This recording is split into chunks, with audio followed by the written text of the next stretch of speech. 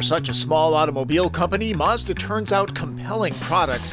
For years, the CX-5 has been the driver's choice for compact crossovers. A spunky machine, it suffered from road noise, a modest interior, and a few quibbles with the cargo area. Does this new 2017 model address those concerns? Everybody, this is my brother-in-law, Bob, who has the previous generation CX-5 with how many miles on it? 27,000. I think he's qualified to judge the new one. What do you think of the design? I like it. It's smoother than the old one. Yeah, yours has more curves and swoops. It does. The structure is a thoroughly revised version of the outgoing model. This is a top-shelf Grand Touring Edition, same as Bob's. As before, it's available with front or all-wheel drive. Sorry, manual transmission lovers, that option is gone. So the one thing you're missing is... the kick-to-open tailgate. I'm kind of surprised they don't have it. I had it on my old Ford. Panoramic roof glass would have been nice too. Until the promised diesel engine arrives, there's one engine delivering 3 more horses than before, 187 horsepower, and 185 pound-feet of torque come from the revised 2.5-liter 4-cylinder. A 6-speed automatic does the gear changes. A surprise from the Zoom Zoom company, there are no paddle shifters. All right, ready to see how easy my job is? Let's go. Acceleration remains mid-pack. 0 to 60 mile an hour sprints happen in just under 8 seconds. Honda CR-V and Kia Sportage offer turbo power that the Mazda can't match. Okay, right off the bat, notice anything different from yours and this one? A couple of things.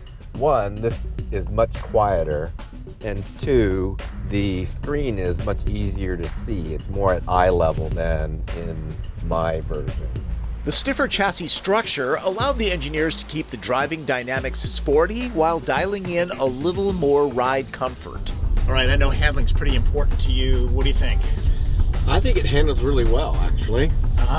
Yeah, Mazda's kind of known for that. All right, this car has something that yours doesn't, called G-vectoring control. So when you take this corner here, just simply by turning the steering wheel, it causes the engine to reduce the torque ever so slightly, and it loads the front wheels up, and it's supposed to make the car handle better, though I find that it's imperceptible. How about you? Can't really feel it. They say it improves handling. Bob is not a pokey driver. His fuel economy average of 28 highway and 23 city should hold with the new model. There's a sport mode that sharpens throttle and transmission mapping significantly. I wish there was a happy medium between it and the normal setting. So your first impression on the interior? You know, there's a lot more stitching on the interior of this than on mine. You like that? I do like it. Gives it a more finished look. I would agree, and while this is clearly not inlaid wood, there's an upscale vibe to the material. Much of the plastic is soft to the touch. Grand Touring models come standard with adaptive cruise control, lane keep assist, and auto braking. The user interface is simple with a look that hints towards Audi. It's touch sensitive while the car is at rest. I'll argue the gauge cluster is austere. Not only is space fine for an average size guy such as myself, my size 11s have plenty of wiggle room, all the amenities are here. The location of the seat heaters and USB ports is upscale, but makes it hard to use if a third person is riding here. CX-5 is on the smaller side in class, so it's best to keep it to 2 here. And while the seat backs recline, they don't slide fore and aft, if that's important to you. Not sure why Bob wasn't interested in this part of the test, what with all the glamour and all. Notice there's a powered liftgate now. The seats fold fairly flat, there used to be a significant lip, and the middle section is new. There's no real usable space under the floor. Since this rig hasn't grown in size, cargo space remains steady at 8 packs, a couple less than CR-V. Bob has not taken his CX-5 off-road, and few buyers do, but it's nice to know it can scurry over sloppy stuff, even rougher conditions like this, that would give most owners pause. The Mazda all-wheel drive system is fairly sophisticated. Its computer logic even takes into account ambient temperature.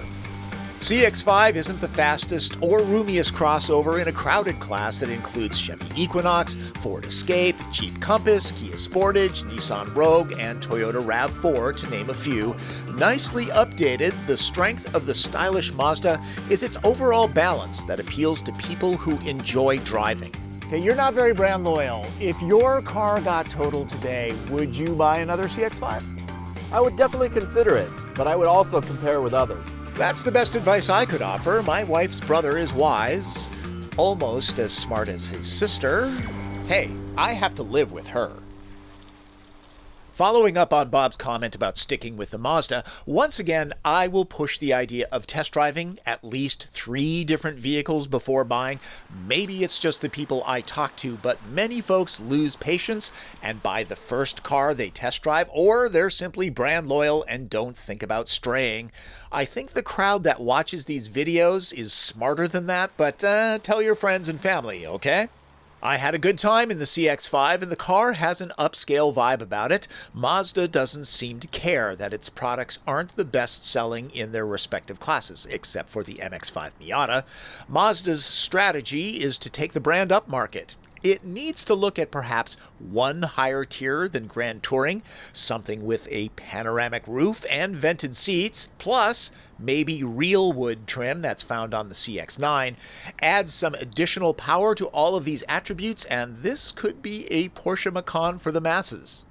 All right, Bob, thank you very much for helping me judge this car, and thanks for all the Mariners tickets that you've given me over the years. You're very welcome. This is a good brother-in-law. Not only did I get a great wife, a great brother-in-law.